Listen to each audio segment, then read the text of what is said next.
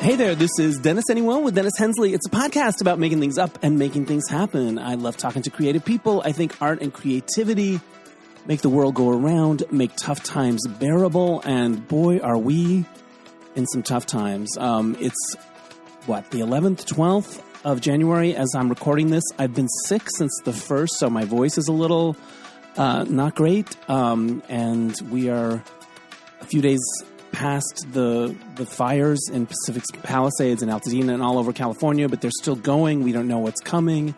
I'm safe. We lost power for a couple of days, but it came back on, and where I'm at in North Hollywood is okay. So thanks to the people that have reached out to me, and my heart goes out to everyone. This is apocalyptic. I don't know. I don't know. But I wanted to get something out there. And I wanted to get this interview out there in particular because I did it before Christmas and I really enjoyed it and I really believe in this guy's work. His name is Steve Yockey. He's a playwright and a television writer. He was a showrunner and writer on The Flight Attendant as well as Dead Boy Detectives, which was on Netflix and unfortunately got canceled after one season. But he talks about that in this interview. I saw his last play that they did here in LA called Mercury at the Road Theater Company, and I loved it so much that I got a bunch of folks to go back with me and see it again. So his new play is called Sleeping Giant. It's also at the Road Theater Company. It was going to open on the 17th. It now looks like it's going to open on the 24th here in Los Angeles. You can learn about it at roadtheater.org. I just love his work. It's insightful, it's funny, it's shocking. It's one of those, Mercury was one of those places where you walk in and the set looks one way and then you walk out and it looks totally different because a lot of shit's gone on, and I love those kind of shows. And there's always gay folks in the mix and interesting ideas, and I'm really excited to see this play, and I hope that everything is able to move forward in the light of everything that's going on. But before we get to the interview, I want to remind you that this podcast is brought to you by me. I do it. I love it. I find it meaningful. I like to shine a light on artists. I think what they do is important, as I've said, and it brings me great joy to do this. But it doesn't pay the bills, so if you want to help me do that, there are a couple things you could do. You could go to DennisAnyone.net and leave a tip in my virtual tip jar. There's also a thing in there called Buy Me a Coffee, which is really cute, and every time someone does that, it makes my day. And somebody did leave me a tip recently, and I'm going to talk about that at the end during my So This Happened. So stick around for that. The other thing you could do is become a subscriber to DNR Studios. I'm part of a group of shows under the Derek and Romaine podcast family, all these great queer shows. And if you subscribe for a monthly fee, you get my show early, and you get all these other awesome shows. So check that out at dnrstudios.com. All right, and here now is the interview with Steve Yockey.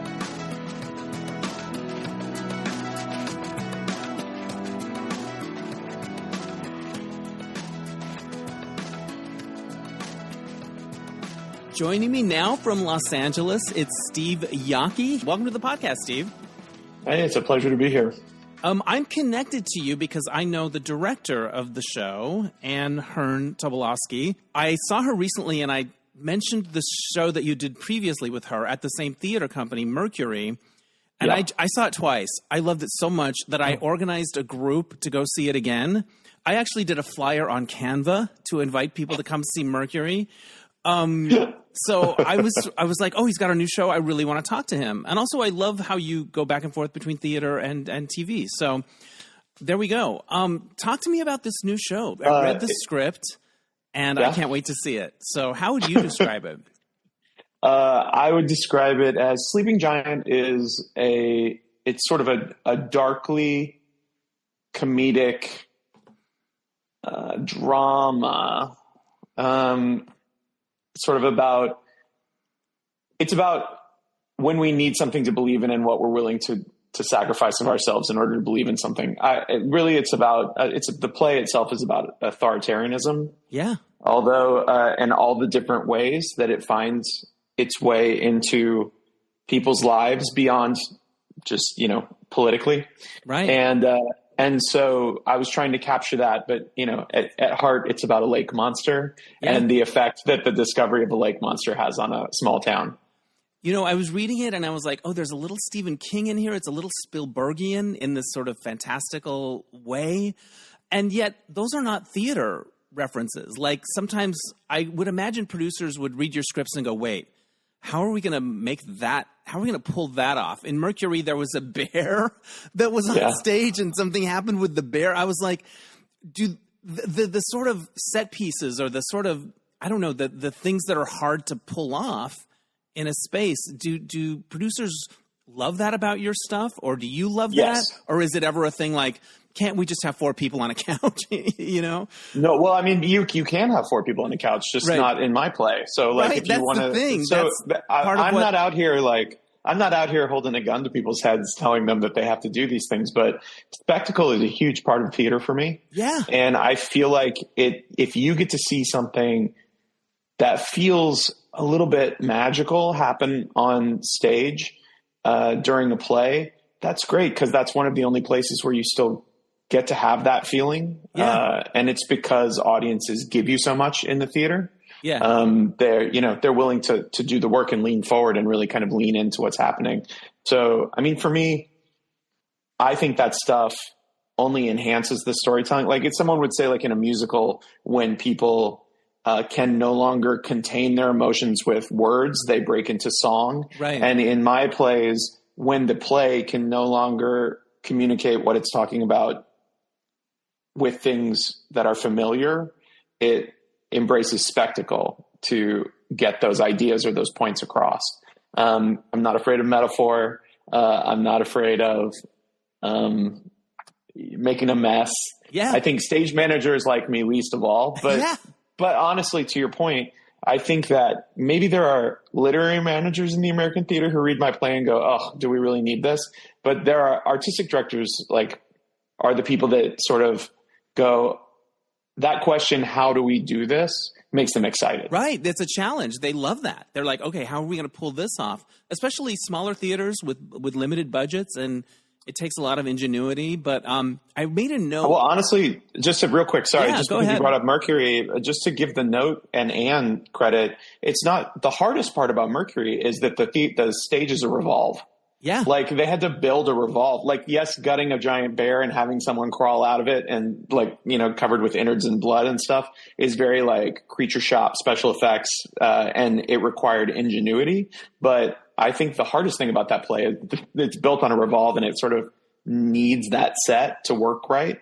So they did it. Like, the road gets it done. Well, I remember watching it, and it revolved once, and I'm like, oh my gosh, it's going to revolve. We're getting another thing. Like, I wrote in the notes when I was reading your play and thinking about this interview, I was like, I love plays where you kind of can't believe your eyes. And I also love plays where you walk in and the set looks a certain way, and when you walk out, some shit has gone down on that set. Yeah, there's a record. Yeah, it's a mess. And there are certain plays that I think of, and I think of that. And as an audience member, I just love it. So I'm only familiar with these 2 plays of your work, but would you say that that's something that is in a lot of your plays? Is that something that you see as part of what you love to do? Yeah, I mean, it's like, I think as playwrights get older and they're kind of solidify into what their voice is going to be. And that doesn't mean stop growing or anything. Like, look at Carol Churchill. She's still writing plays, and they get more and more refined to the point that they don't even have character headings for who's saying what. And they're still incredibly powerful. And that's someone who started off in the 80s writing like 3-act giant monstrosities that were also wonderful. Right. So it's, you know, you keep refining your voice, in quotes. And for me, that's just that theater allows you to do some. I've been very lucky in television because because I was on Supernatural, and it ran forever. They let you, but also they let you. Andrew Dabb was the showrunner while I was there, and Jeremy Carver right at the beginning of it, and Bob Singer, who was our main EP, who was kind of over the entire run of the show, and they were incredibly supportive that each writer should really kind of pitch ideas that they're excited about, write in your own voice. It should still feel like the show, like the boys should sound like the boys, the characters should sound right. But you had a lot of freedom to kind of make episodes your own. And so I was incredibly lucky to be on that show. And then because Flight Attendant was the first thing that kind of blew up, people were like, oh, he writes with this crazy tone.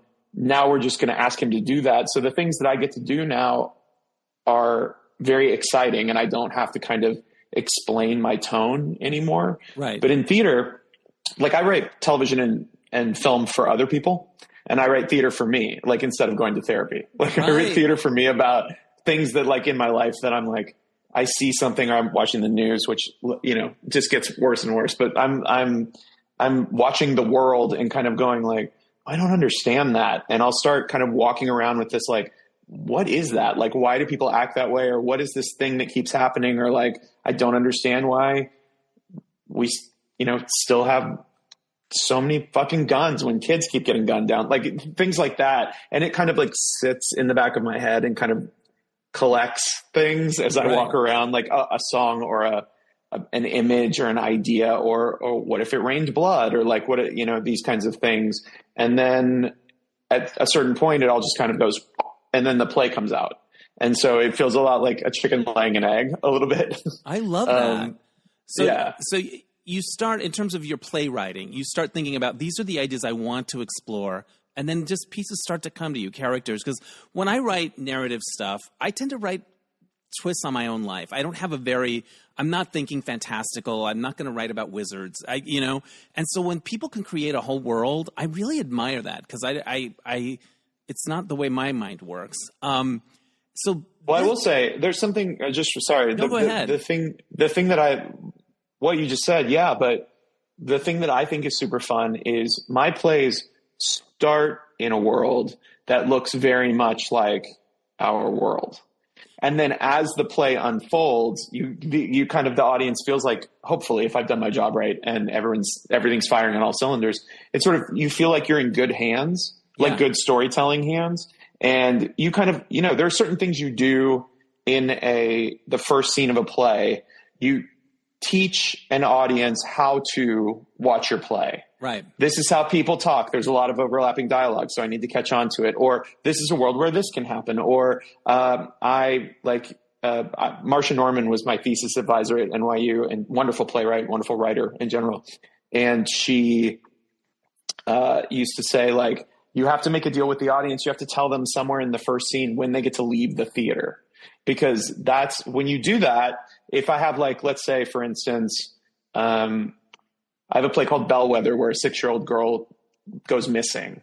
And basically at the end of the first scene, they realize the girl is gone. And then everyone in the audience is like, I understand that when I find out what happened to this girl, I get to leave. Right. And so you know what you're waiting for. And what that does is it stops you. It allows you to relax and just watch the play rather than looking at your watch. This could be 20 more minutes, or it could be 4 more hours. I don't know what's happening, because you don't know what you're waiting for. Right. And so I found her verbalization of that has always stayed with me. Yeah. So I feel like if you satisfy all of these things in the first scene, like, this is how you're going to watch the play, this is how the characters act, this is what you're waiting for, then you can kind of take them in your hands and move them, and then just take them right off the edge of a cliff. And the play becomes something that I think one of the reviews for Mercury, which I know you liked a lot, was one of the reviews said something like, you may think you know where Mercury is going, but you're automatically wrong. Yeah. And I loved that sentence, because I was like, yeah, come have fun, you know? Yeah. And I invited people because I knew people that like certain kinds of movies and television that don't necessarily go to the theater. I'm like, you're going to like this. This is like, it's kind of like a little bit weird, a little bit supernatural. And there was one line that jumped out at me from your play. I'm going to close the window a little bit so I can bring it up. But it from Sleeping Giant? Yeah, from Sleeping Giant, that was written. It felt like it spoke to this moment so vividly but I'm sure this play's been around a while, right? One of the characters says, I think you'll find that people don't really need to be made to do horrible things. In fact, I think you find that many people are just looking for a reason to do horrible things. And as soon as that reason comes along, off they go to do the things that would shock you. That spoke to me about this moment post-election, where you're kind of like, I can't believe so many people did what they did. Well, yeah, I wrote this play after the first election. Exactly. I mean, you know what I mean? Like, right. This has happened before to us. Yeah. But I wrote this play, I think in 2018. And and then developed it in 2019, and then, went to the Fringe Festival, and then the world shut down. Yeah. And so now over the past 2 seasons, it's been getting productions now, which is nice to get it out in the world. But to me, it was like looking around and going like, I had 2 years, right? Because 2016, I had 2 years to kind of watch as the political environment gave people permission to all of a sudden be awful to each other. Awful. And I don't think it's like a both sides thing. I don't. It's not. But, but that's for other people to debate. But I saw members of my own family change in a way that I guess they were always like that. Yeah. But society said, hey, let's dampen those darker impulses or those, aggressive, sort of sometimes racist, sometimes misogynistic, sometimes bigoted language. And that all just sort of like went away. And I kind of looked around and I thought, oh, why?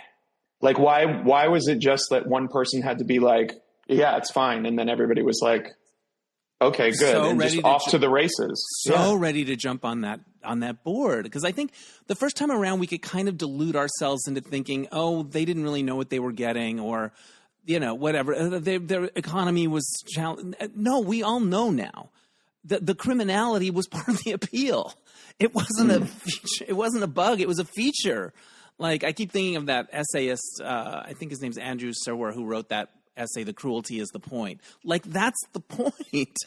It's not a byproduct that you have to deal with. That's what you want. And that's been the mind exercise of this one. So anyway. Yeah, I feel like that line. That honestly, that line is the thesis of the play. So right. you See, you found I did good on my homework assignment. I saw you nodding and I felt like this little rush of, see, I'm a good reader.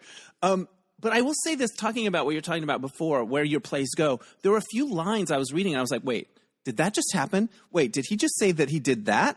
And you have to read them. And as an audience member, you're like, oh, yeah, that's what happened. And it's kind of thrilling. And you're like, okay, all right, I'm on this ride now. And how do actors, I'm sure actors are versatile. They can do all kinds of shows. But I think your shows give actors chances to do things that I'm thinking of Mercury. There was a guy with just an apron on, covered in blood, running around. Like, I think there are certain types of actors that would gravitate your material because of that stuff. Can you talk about the actors you work with on stage? Yeah, I think that, look, actors just want to work. Sure, yeah. But I would say the people who are particularly drawn to my stuff or who want to keep doing it are people that enjoy theater that's theatrical instead of theater that's, what did you say, 4 people on a couch, or I don't remember what you said, but yeah, like it is that, but it's also that he's not running around in like bloody in an apron because that looks cool. He's doing that because of the role he's playing in the show and where we've gone to. Yeah. And so I feel like those sorts of things in my plays actors respond to because it's motivated.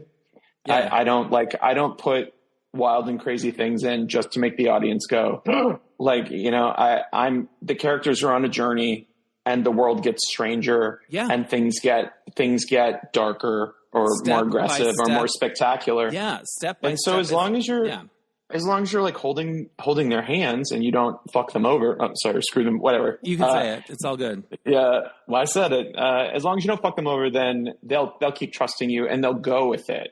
And then they can enjoy those surprises instead of sitting back and being like, well, why did that happen? So I think that it's that as long as you look, and this isn't like a secret, playwrights know this, but you can use that stuff as long as you use it responsibly and as long as it's in service to telling the story.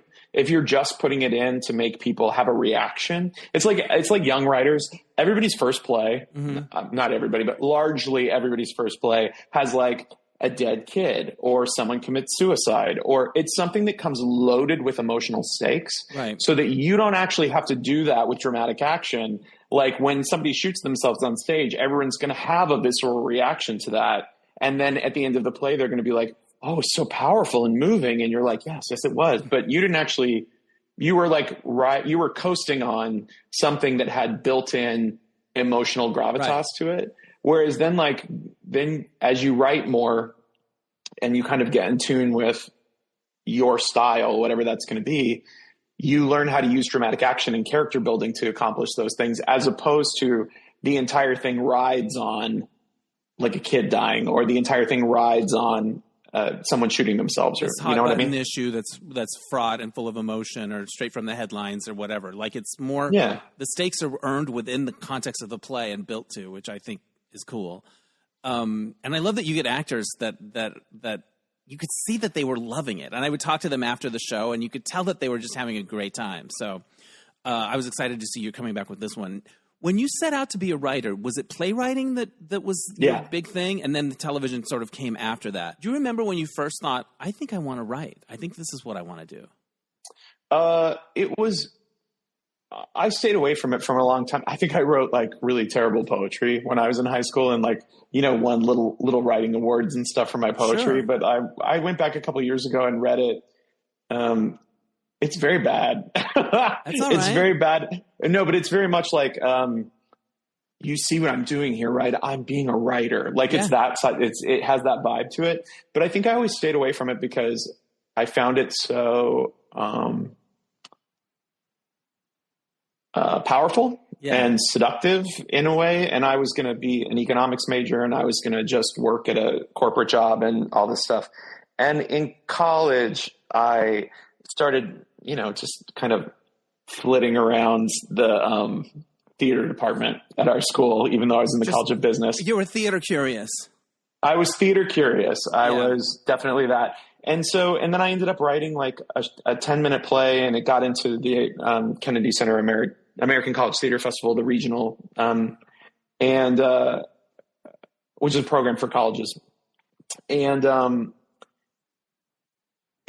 it got a really good response, but then it got a good response from the students that were watching it. Yeah, what was it about? Oh God, it was so terrible. It was called The Waking, and it was about two guys. It was two guys in bed. They were like on a mattress, all tangled up in sheets. And it was the one guy was starving himself of sleep. This is what we were talking about just a minute ago with your first play. Yeah. It was one guy was starving himself of sleep, refusing to sleep so that he could hallucinate that his boyfriend was still alive. And this hallucination of his boyfriend was basically like, go to sleep, like for the, trying to get him to like, I'm not going to go away. I'll still be in your heart, but what you're doing is hurting you, not helping me. And so I think that it was like, that's the kind of thing I was playing with. And it was all written in like, again, because of the poetry, it was all written in like elevated verse. Sure. Like all the language. Kind of cool though. I think it's a cool concept. It was, too much. I got you. I get why you feel that way, but I'm like, that sounds kind of cool. Like it's I appreciate that. Yeah. Especially as your first play, it's like, oh, well, we see the trajectory of that in the other things. But I will say we went to the regional. It was in Hattiesburg, Mississippi. And I was like, oh no, gay play in Mississippi, but it went great. All the students that were there for the festival, like loved it. And then the adjudicators who set up at like the top of the theater and kind of like talked to you afterwards hated it. Oof. And they were like, this is terrible. Like they did not hold back in any way, shape or form. And they were like, you shouldn't be a writer. This was a mess. This was like, and I was like, oh, and then in the van, cause we rode from Athens, Georgia. I went to the University of Georgia. On the van ride home, which is a very long ride, our teacher, who ran the acting program, but he was the chaperone there. He came and sat next to me in the van. He's like, yeah, we haven't talked since your session. That was pretty rough. And I was like, yeah, but it like the kids liked it, but then I guess it wasn't good. And he said, I know, but I have to agree with the adjudicators. I don't think writing's your thing. And literally I was so like stunned by that I didn't write anything for like 4 years. Well, I just stopped. It also feels like teaching has evolved since then. I don't think you're that blunt as a teacher anymore. I don't know. It feels like maybe they are, Like, well, you suck. You shouldn't be a writer. Like, I feel like if he had said something like, well, how do you feel about what they said? And then started a conversation. But I do think by just telling me point blank, like, that wasn't the most constructive thing. The University of Georgia, I should say this. I'm still involved with the University of Georgia's theater department now in a different capacity. And it has changed night and day since I was there. So I'm not dogging anybody out. But it was just one of those moments where I don't think he had any idea maybe how much esteem I had for his opinion, or that there weren't a lot of people that had been exposed to my writing at that point. Right. And so I really thought, oh, he really knows what he's talking about, and he's telling me I shouldn't be doing this. And so I just stopped for a while. And when I moved to Atlanta after graduation, there was a great theater there, Dad's Garage, that used to do a short play festival. And Sean Daniels and Kate Warner asked me, who were respectively AD and the new AD during the time that I was there, asked me to write a short piece for the short play festival. And I did that every year for 5 years. And my piece was always the piece that was like, ha ha, ha ha, ha ha, ugh, ha ha, ha in the festival. It was like the one where people were like, it. You need it. Who wrote this crazy thing? Yeah. And it sort of became my, oh, that was Steve's piece. That's your brand. It's a little bit like your brand. Yeah.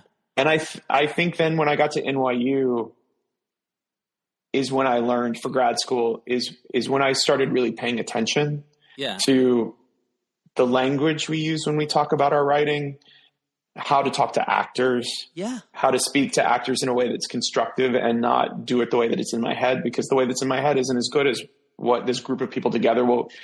You are learning all those lessons you learn as a playwright. I don't think I learned those in Atlanta. I think in Atlanta I had some success and I was very happy for it, but I was always writing these dark, freaky things. And just because that's what I was interested in.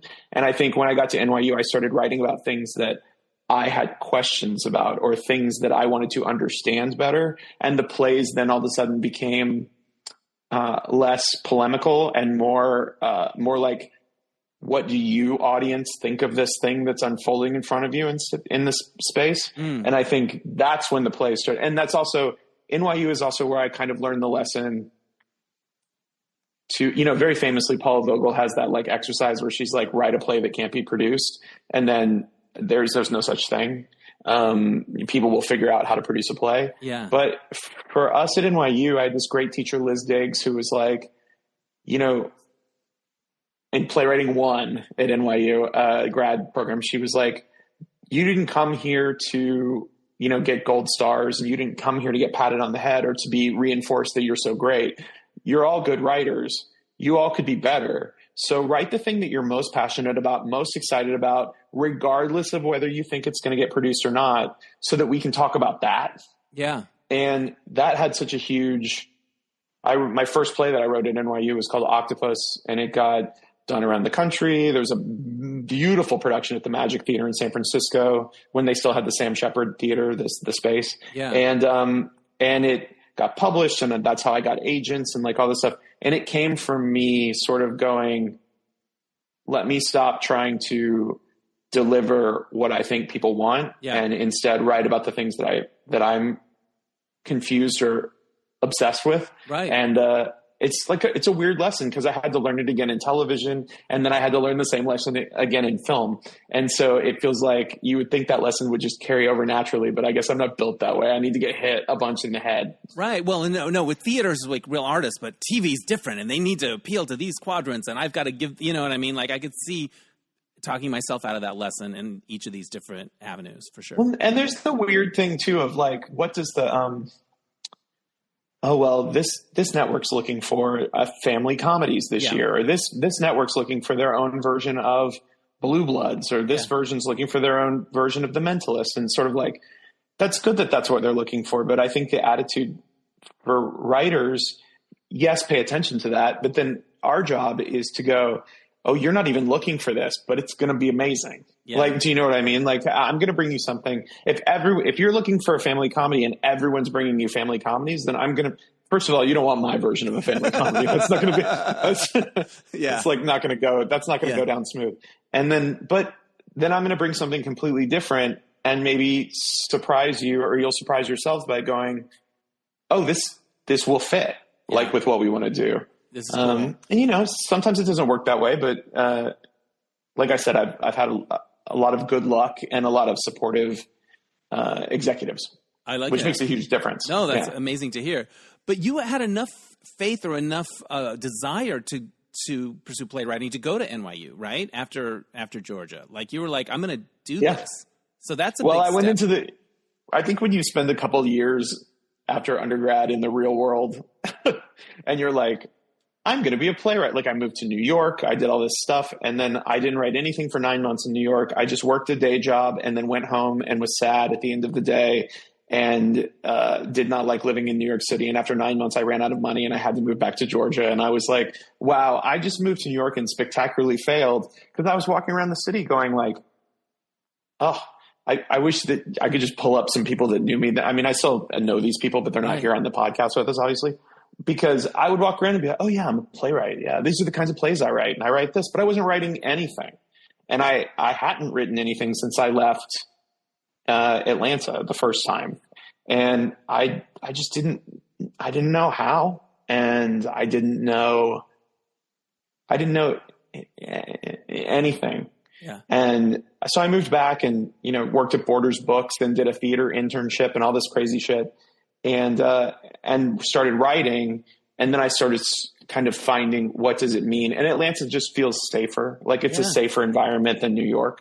And also, it's easier to develop relationships with theaters in towns that aren't New York where everyone's banging down your door. Yeah. But first of all, Borders Books, rested so RIP. I used to do readings at Borders and I love Borders. Anyway, those were the days. I love the way that gay characters have been part of the tapestries of both of the plays the one I saw and the one I've read. Like they're in the mix, which I love, and they also deal with like issues of monogamy and like the real stuff. I was like, oh, I love this. And so, in addition to kind of telling these stories that go to these places, you're looking at gay culture and gay relationships. Can you talk about that part of your work and how it fits into the piece of things? Yeah, I just, for me, look, every 5 or 6 years, I'm like, okay, it's time to write another gay play. Just because it's me checking in on sort of how my ideas have evolved about what it really means to be part of this kind of, it's not counterculture anymore, but this, culture within a culture.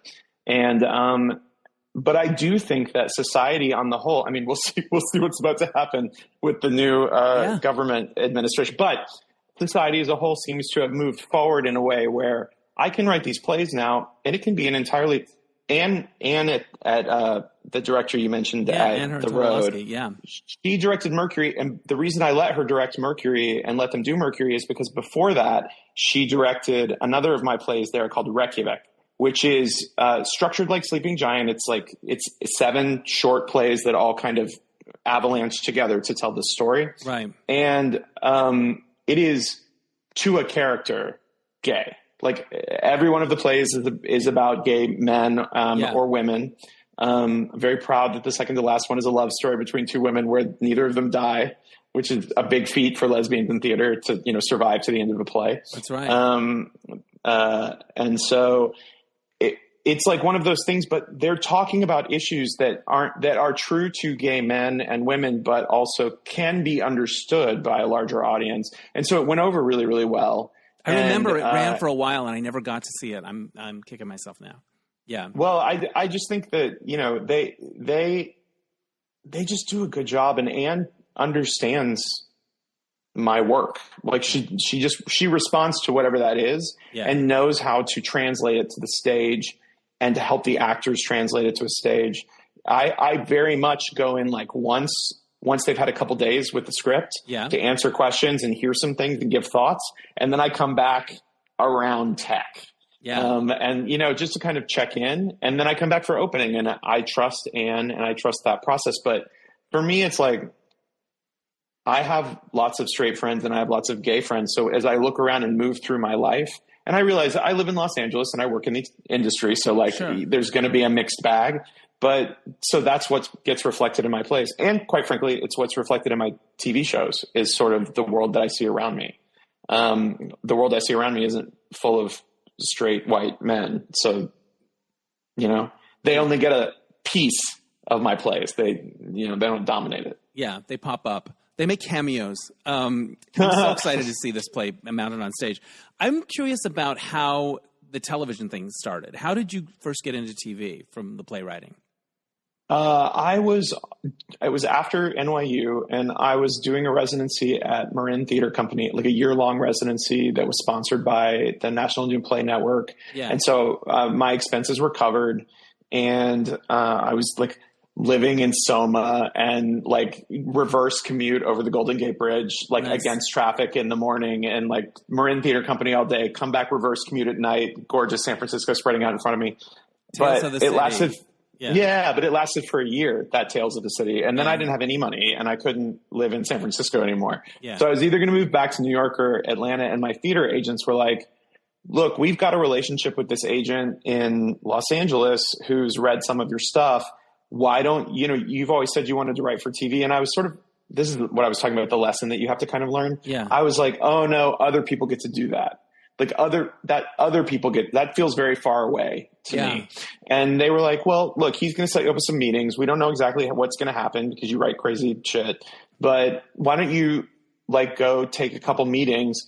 And so I drove down twice and did like a series of meetings. And then I agreed, I was like, okay, what I'm going to do is I'm going to move to Los Angeles. I'm going to live in like that studio apartment and eat only ramen, sort of near downtown. Yeah. And I'm going to give it 6 months, and 5 months into being here, Sony, bought my first pilot, outright. And because it was Sony in 2012, they like paid way more than they should have paid for it. But it did feel like that was the moment of like, well, I can't get staffed, but I did sell a script, and now I have the money to stay here longer. And it does feel like I'm on the inside now. I'm not pressed up against the glass anymore. And it still took me 2 more years. I sold that. I had a play at the Boston Court, which was just a wonderful experience. And I learned so much. Abigail Desser directed it. It was called Heavier Than. I learned so much from Jessica and Michael. I learned so much from Abigail Desser, who's still directing in town. She's phenomenal. And she's taught me so much about playable actions and attaching actions to every line in your play, so that even if the actors do something different, the play will still support them because there's action built into it. Give me an example of that. I'm interested in that. Give me an example of what you mean. So basically she would say, like I would come into rehearsal and she would go, okay, great. On page 14, Nick, who was in the play, Nick and I have been going back and forth about this. Like we've tried it 17 different ways.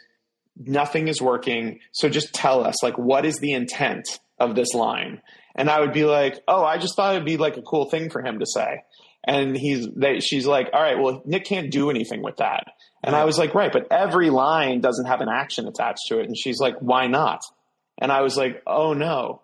And I had this sort of mini crisis of realization that like, it's not enough to write the play. You have to build the play. Yeah. And I feel like now what I do is I go through and I'm like, I go through as an actor and I read the play when it's done, and I just choose one of the characters because it's hard to do it for sure. You have to do one more than one at a time. Yeah. And I go through and I'm like, what is this? What am I playing? What is this? What is this? And if I get to things where it's nothing, that's the moment where the actors feel the play fall out from under them, and they're just like coasting until it comes back up. Yeah. And you want to have that happen as little as possible. As little as possible. Like, so when you say action, you don't mean, oh, she walks to the cupboard. You mean having an intention or like something to play. Yes.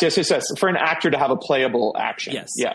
Oh, interesting, right? And to go through a play and go, well, that doesn't do anything. I thought it was cool, but it doesn't do anything. In terms of the story. And I would never let anyone even look at a play now with lines in the play where it was like, well, that just kind of is something he says. Yeah. And the problem is when you start doing that, it's not a problem, but it's something to be aware of. And these actors, I think to a person, all of the people in the cast of Sleeping Giant have been in my other work at some point or another, or in readings of my stuff. So they all understand this, but it's really easy in my plays to just go to 11 and start shouting and stay at 11 for an entire scene because it will support that. Is that the most interesting choice? No. Right. So you always hope as a writer that like people will choose variety to build and variety, right? Modulation. But sometimes you'll go see something and be surprised. I chatted with some of the actors after Mercury. You could tell they were having a great time. You could tell that they loved being part of this like surprising thing. Like you could tell that they kind of like it was special, that it was kind of called on them to be a little different than what you might expect. You could tell that they got a kick out of it, and that was fun to see. I will say with Mercury too, like the road, they're very honest with you when they're going to do your play. Yeah. And they're like, look, we're all excited about this. We're going to do everything. Anne's going to knock it out of the park. Just so you know, post pandemic, it's harder to get people into the theater and audiences. Audiences. And so they were like, we've been doing okay and we're on our way back, but just don't, kind of manage your expectations. And I was like, yes, I've had all kinds of LA theater experiences at different theaters, and it's never the same. But I think what you were seeing from the actors is, they were excited to do what they were doing, but I think they were thrilled with the fact that the show was selling out because it isn't what anybody expected. And it's like something that they all wanted, right, but didn't want to say out loud. And so I think when you're doing your work, it's always a lot more fun when people are receiving it. Are excited and coming and showing up post pandemic, like they were part of something. You could tell, you could feel it. You're quite prolific though. You talked about periods of time where you felt like you weren't generating much at all. What is your commitment now in terms of writing habit, or like, how do you, because I look at your long list of credits and I'm like, he is crushing it. Does it feel like you're crushing it? Does it feel like it's being crushed? It just feels normal. It feels normal to me. But I do know that like some people just work on one thing at a time. I've never been that way just because I'm a little, I need to be able to step away from something for, you get to a certain point and you're like, I just need to lift out of this. Yeah. But to me, it's like, you never know which play is going to be the thing. You never know which TV project is going to be the thing. You never know. Like with Flight Attendant, I was on Supernatural and very happy with my job, as I mentioned, and the people that I worked with, and the fact that the cast was so cool and everybody in Vancouver had been doing it for 11 years already at that point. And so it wasn't like you had to go to set and be like, well, I'm here to produce, because they would have been like, get it, move, like we're working.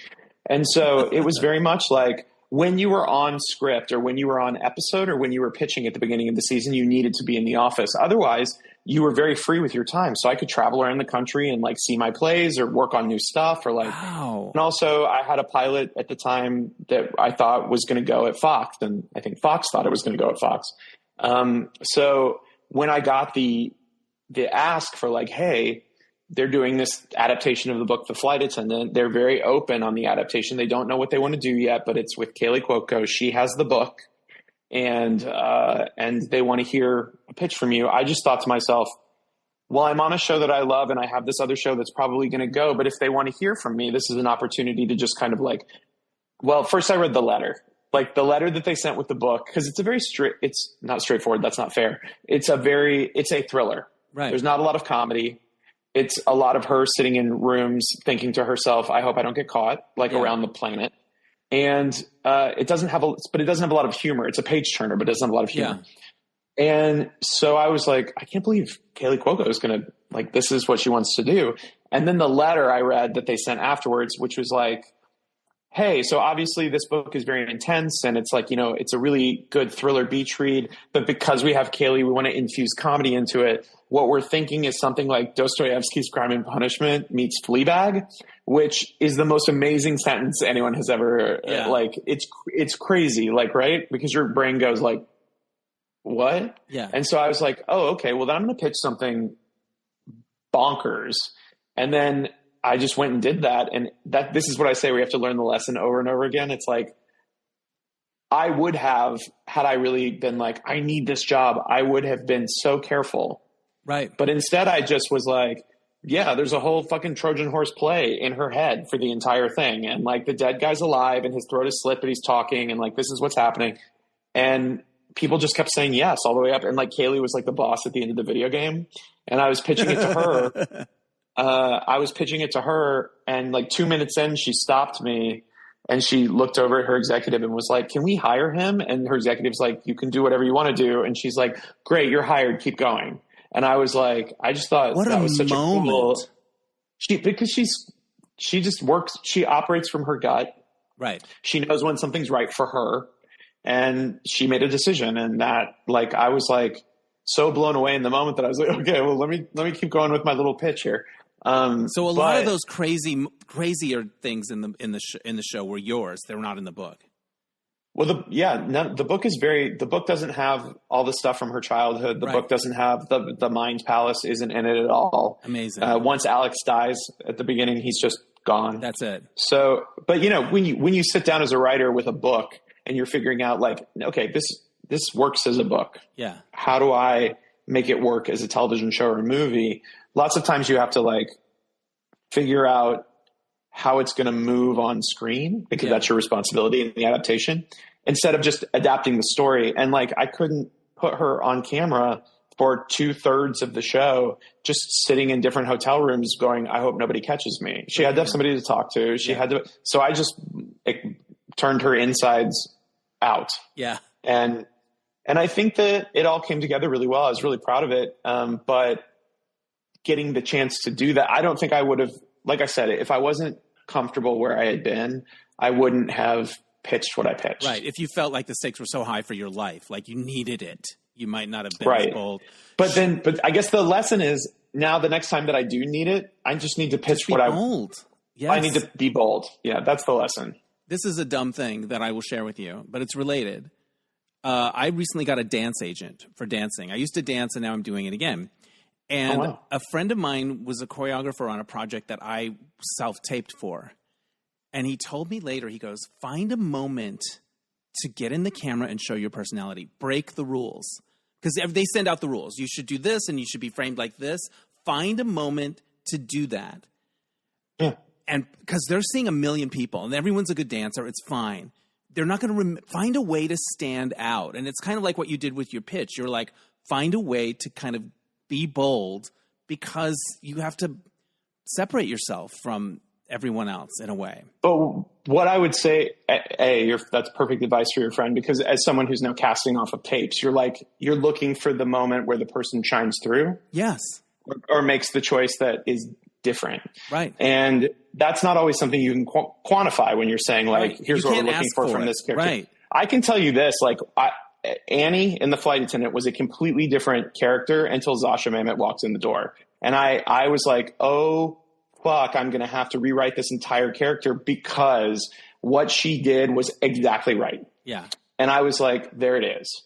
And so you can be informed by stuff like that. But I think the trick to it on the writing side, as opposed to auditioning, is it's not be bold and just pitch crazy shit. It's, if you have an idea that effectively tells the story, don't be afraid to pitch it if it's weird.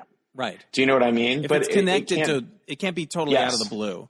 It can't just be weird for the sake of remembering you. Yeah, exactly. Yeah. Interesting. Kaley Cuoco was a huge revelation for me in that show. Like, she reminded me of Goldie Hawn a little bit in like the foul play era. Like, and I was just funny as fuck, and just like I just devoured it. I loved it. It's one of my favorite things is when you get to work with an actor who's been doing one thing for a very long time, and has like a whole toolbox of things that they can do. And I knew after 10 minutes, the thing I knew after 10 minutes in a room with her was, oh, she really is this charming. And she really does have this kind of magnetism. So I can make this show dark because it's going to be this kind of weird friction between this person that you desperately want to love and the terrible choices that she's making. And it's how you end up with people looking at the screen going, oh no, Cassie, don't do that, as a set of, oh God, she's so stupid. Why is she doing that? You know, people invest in her. You love her. And so that's not something people are TV stars for a reason. Yeah. Yeah, everybody doesn't have that, How do the worlds of TV and film and your theater stuff, how do they interact? Are they separate worlds, or do they bleed over a little bit? I feel like they're separate. Well, mostly the most separate is film, right? Because film is an entirely different set of muscles. Right. And I don't particularly, I was about to say I don't like doing it, but I do like doing it. It's like that when it's leg day at the gym. Do you know what I mean? Like when you're like, I don't want to do this today. And then you go and do it and you're like, okay, I guess I'm glad I did it. And then the next day when you're sore, you're like, yeah, but I did something. You know what I mean? And so I feel like writing films is a completely different set of muscles, whereas TV and theater are similar because they're both working a lot from dialogue. Mm-hmm. And then you're just figuring out the container just looks different. Right. If that makes sense. Like you can have a 15-page scene in a play. Yeah. But in television, if you have a scene that's longer than 2 pages, you probably need to do some work.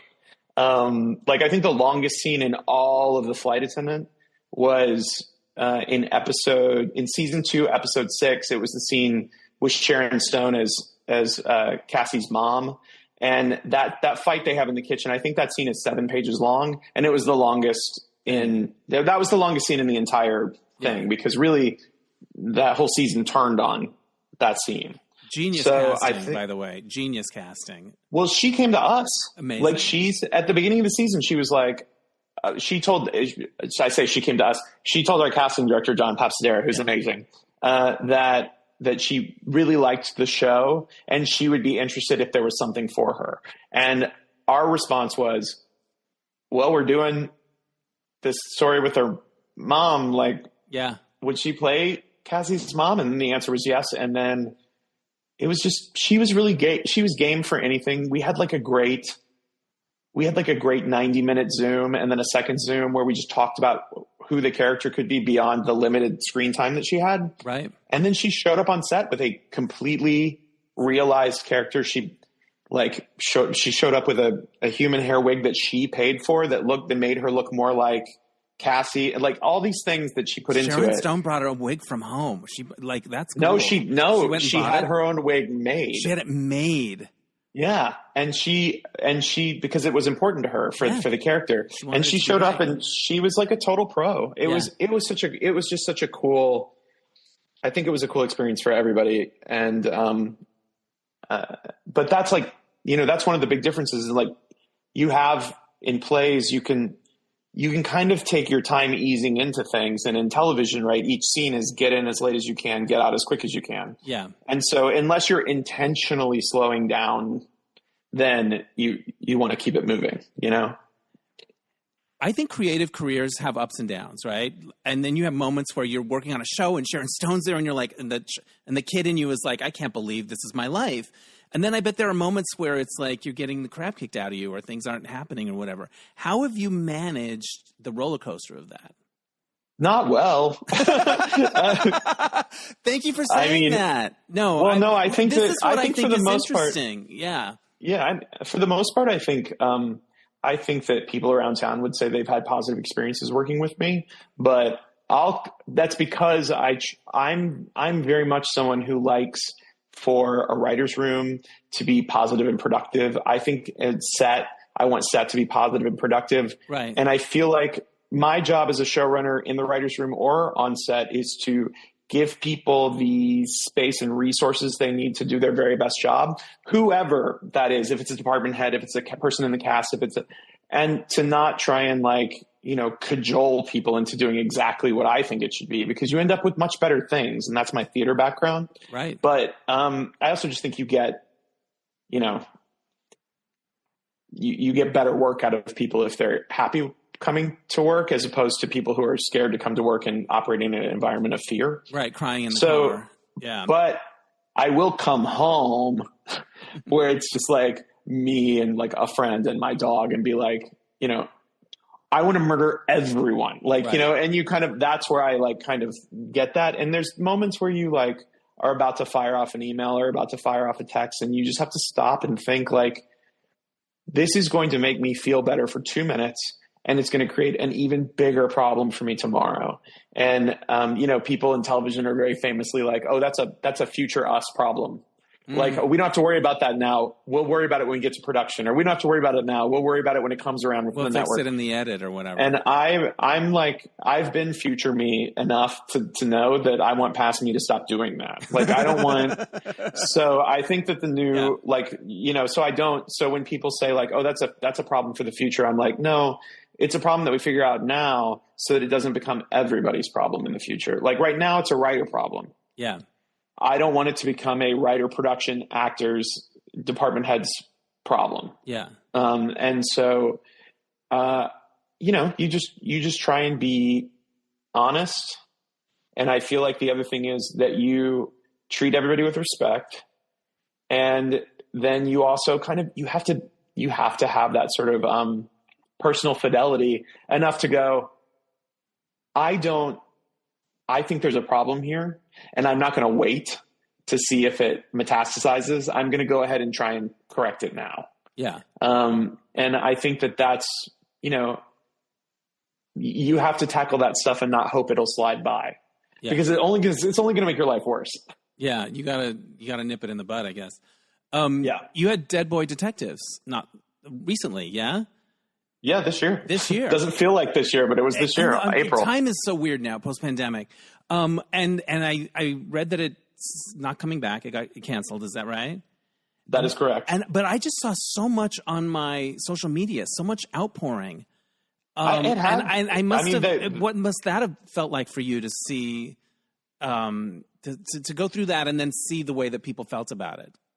I think it's good that I'm so happy. I'm incredibly proud of that show. If you haven't watched it, please go watch it. And not because I need the ratings, because everybody that worked on it is so proud, because it is just unapologetically something. It's the Hardy Boys on acid, and it's unapologetically dealing with stuff that real teens go through in a genre environment, like using a genre environment to tell those stories of sexual awakening, to tell those stories of confusion, to tell those stories of, what do you do when your parents don't love you? What do you do when you don't love your parent? Like all this stuff that goes into growing up, being told from the perspective of two 16-year-old boys that will never grow up because they died.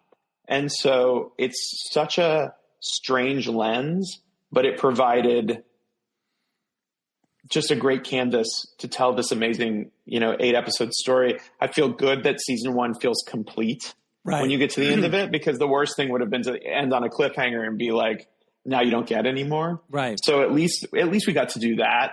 But I do think that I'm incredibly proud of the season. I'm proud of the work that we did. I love that Neil Gaiman loved it as much as he did. I love that the Sandman actors who came and played with us all had a really good time. And I'm bummed that we don't get to make more. I have to say, like, the fandom, that part of it, like I was used to, because I was on Supernatural, which had been around so long that like the fandom had split into 3 warring factions. Like, it was very intense. But the fandom on Dead Boy Detectives blew up so fast, and they were so devoted to those characters. And honestly, like they've been raising money to keep putting this billboard up outside of Netflix here that says, save Dead Boy Detectives. And they put one up for my birthday. Amazing. On December 9th, they put one up in New York Times in Times Square that said like, save Dead Boy Detectives. And then it was like something like, happy birthday, Steve. Or like, I started getting pictures of it, and I was like, this is crazy that people love the show so much. But I think it's a testament to all the work how much everybody loved making it. Right. And there's just the connection to it. Yeah. By the way, Netflix has a set of rules by which they operate on. Let me just say this. Netflix was incredibly supportive of that show, and they were all very excited for it. It just didn't do the numbers that it needed to do. I mean, when push comes to shove, that's it. It's that simple. I like to say that I have gotten better at, when things don't go my way, of like getting up again, of getting to, oh, well, quicker than I used to. How is that muscle developed for you in this business? I mean, I think I developed that muscle in theater. Right. Because if you have to sit through theater talkbacks as a young playwright, that's a theater audience will say anything to you. Like, you just be like, those high school audiences were pretty brutal, or those college. Yeah, they'll be like, that was brutal shit. Well, it was brutal. And you see, I didn't handle that well. I didn't write anything for like 4 years. Right. But I think that, someone will stand up in a theater talk back and be like, does anyone have any things that they, remember that jumped out to them? And someone will raise their hand and be like, I hated the ending. And you're like, okay, that's something great. I'll take that. But you slowly learn over time, there's value in really listening to where those comments are coming from. And so you stop taking it personally so that you can be analytical about it. Right. It's the same with notes. When you get notes from the network, my assumption is everyone is trying to make a good show. Right. And so they're not giving notes just to give notes for the most part. And I also think that nobody is, trying to tank the show. Everyone is trying to find different ways to improve it. So I have to listen. And also, by the way, they're giving you millions of dollars to make a television show. They're allowed to have an opinion. Yeah. So I listen, and then I really try and figure out, I'm less interested in their particular suggestions on how to fix things and more like, what is the thing that you're bumping? What is the problem? What are they, what's not working for them, and then figure out. Yeah. Because then you can say to them, in all honesty, like you can go back to them and be like, hey, look, we're not going to do what you suggested, but we did agree with your issue and we think we've solved it a different way. And as long as that works, they feel heard and everybody got to contribute, and yay. And so I feel like you just get better at, like, the Netflix thing. There's no villain in the Dead Boys. In Dead Boy Detectives getting canceled, there's not a bad guy. Like, all the executives were like heartbroken that it got canceled. Like, nobody was happy that it got canceled. So I think that this is actually the first time I've talked about it at all. But I think that it's really like it wasn't easy for me that we don't get to make any more of it, and it wasn't easy for me to say goodbye to particularly those department heads, that line producer, that first AD, the cast who were phenomenal and just all so positive, showed up for work, ready to work, professionals. We're making this thing. It's hard to say goodbye to that, but the part about it not getting renewed was sort of like, all right, well, we know that was always a possibility. Yeah. It's, and so there was no one really to be angry at, because it would have been Netflix, but they were very upfront the entire time about, it needs to do certain numbers, and that's the reality of it. So that's the reality. I feel like I just kind of think of the industry as like, it's not a terribly, kid glove industry. Yeah. You're especially like on TV, it can seem like, oh, everybody's lovey-dovey and knows each other, but like people are raw and honest with their feelings, especially the ones that don't have a reason not to be. Yeah. Like, if you're dealing with an executive who's overworked, has 17 shows and has 10 minutes, they're going to get to the point. Yeah. You know what I mean? That's really And so I think it's sort of like, give people grace. Yeah. When they act a fool. Yeah. And also just always be kind of listening to where it's actually coming from, like what's happening behind it. And I think that those things have helped me stay, like I said, pretty positive, like pretty fun to work with, I think. No, it's important. And keep your own head about you and being able to ride the ups and downs. And also just to know that something that you did was so loved. Like, that must be nice. I love it. I'm glad that people connected with it and loved those characters. Because I did. That's why I read that comic book when I was younger. Yeah. I'm just going to, a couple more things and then we'll wrap it up. I saw another show that Anne directed recently called A Civil Twilight. Did you happen to see I'm going to see it next week. No spoilers. It's very good. The theater is very small. It's 2 actors. You really literally feel like you're in a hotel room with these people. The work that they're doing is brilliant. And nobody's getting rich. I don't even know if they're getting gas money. And I am so moved by people coming out and doing this thing, digging really deep for the sake of it, right? Well, they have to do it. And so when you go from the Hollywood and the money and the cancels and the numbers to theater, their reasons for being there are different, I think. And I find it very moving when I get to witness a play like that, where I see actors going this deep and like having this experience. I could almost cry thinking about it. I find it very moving. The whole idea of theater, that the audience decided we're going to come there and pay our money and go on this ride. And we're all in this and it's going to be different every night. I find it almost miraculous in a way. So yeah, it's fantastic. Yeah, I would love to hear what you think about theater generally and the way the people, you talk about a lot about the artists that you've worked with and how influential they've been and how much you admire them. And they're not doing it for the big bucks. No. Yeah. Look, I think art is in some of us in a way that it has to come out. Like if I didn't write plays, I would need therapy and I would go insane pretty quickly because it's how I process the world. Yeah. It's like how I have figured out, and I'm very lucky that other people want to sit and that other people want to make my things that come out of my head, and also that people want to pay to see it. But I couldn't not be a playwright. Yeah. And I feel like there are actors who, yeah, sure, you want to be on TV and have a cushy job, and some want to be famous and some just want to work and some want to make money for their families and all that good stuff. But I think that it's also like a passion that people have and they need to do it. And so when not a very small percentage of people get to do it at a very high level, and everybody else is just, it's sort of like, as an artist, you start out with a set of expectations that are incredibly high. Like, I'm going to be on Broadway, or I'm going to have a play at the National Theatre in London or whatever. And then you slowly learn, and I think this is true with, I don't know because I'm not any other discipline, but I think this is true of directors. I think it's true of actors. I think it's true of practitioners, that like you sort of adjust what your idea of success is. And it becomes, for me, it became, I want to see my plays realized on a stage in front of people. I want to see people experience the play. So that means having a play at the Road where, 75, 80 people a night are seeing it means just as much to me as Dead Boys being on TV. Because it's just, I have different expectations for the different mediums.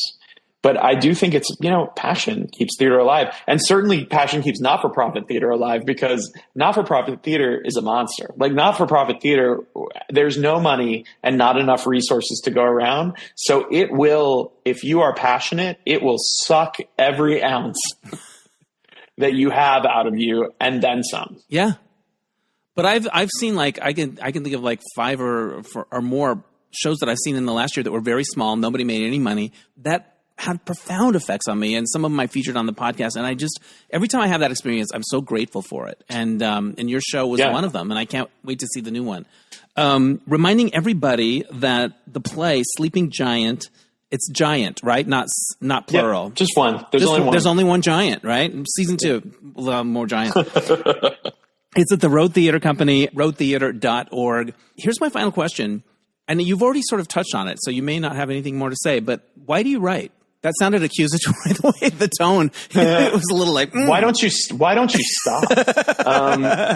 This is an intervention. Please right, stop. Exactly. No, I don't. I think, I guess I did sort of say it because I don't know what I would do if I didn't. I don't mean I don't know what I would do with myself. I don't know what I would do with all of this that's in my head. Like, it has to go somewhere. Yeah. And unfortunately, for some people, they have to watch it. Yeah, I love it. It's been a real pleasure to talk to you. I can't wait to see your new play. Thanks so much, man. And I will see you there. Are you going to it's interesting to me that you're not there a ton. You show up a little bit here and there, but you're not there in the process. Yeah, they need the freedom to, that play's already been produced around the country 5 times, I think. So I've seen very different versions of it. So I'm excited to see what they're going to do. I love it. All right. Well, I will possibly see you there. I'm definitely going. So I look forward to it. I'll be there. Thanks, Steve. Thanks again to Steve Yockey. Go see his show Sleeping Giant at the Road Theater Company. Learn about it at roadtheater.org. I will definitely be going to that.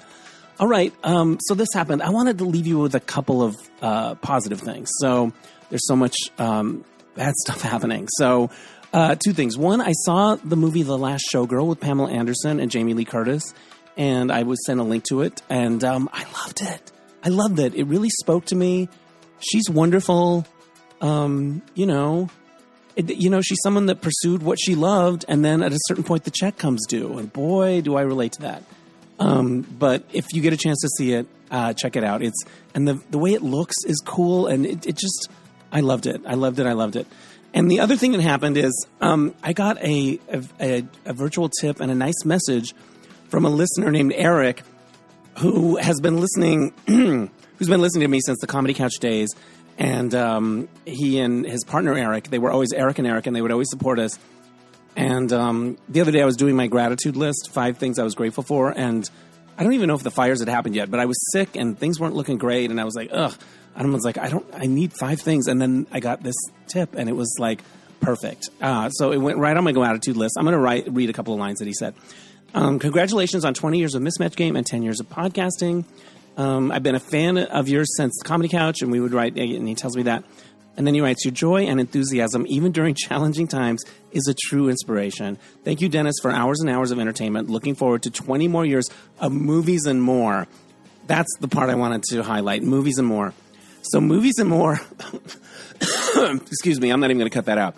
Movies and More was an inside joke that Tony and I would have during the podcast Comedy Couch back in the day. And this would have been like 2009, 2010. And I got a Christmas card from an old friend named Richard. And it was a year where I appeared to have a lot going on. And yet I was scraping by and panicked and freaked out. But it appeared like I had stuff going on, and kind of like now, kind of like always. Anyway, he in his Christmas card, he's like, what a year of this and that and movies and more. And so movies and more became code for, wow, isn't everything happening? Movies and more. Like, more just encompasses, there's too many good things. You have to say more. When the reality is not that at all. So movies and more became like a catchphrase. Like, you know, how's that project going? I don't know. Movies and more. Like, it just became a code word for still trotting it out, doing my best, all smoke and mirrors, movies and more. So thank you, Eric, for keeping movies and more alive. It's always alive in my heart, but I like when it's alive in the outside world. And for brightening up a pretty bad day with your sweet message and generous tip. So love it. All right, that's enough for this week. Wishing everybody out there safety and peace and calm and all these meditations that I do. There's always, you know, these loving kindness meditations where you're sort of sending out the vibes, you know, may you be safe, may you be free from harm. And like, I don't know, I'm probably going to be doing those like on a loop, like the 12-inch versions of those for a while, trying to keep it together. All right. Thanks for listening. This is the first official episode of the new year. And I want to give a shout out to Oscar Rosario for mixing the episodes. My theme music is by Mark Daniels for Placement Music. We'll catch you next time on Dennis Anyone. Bye.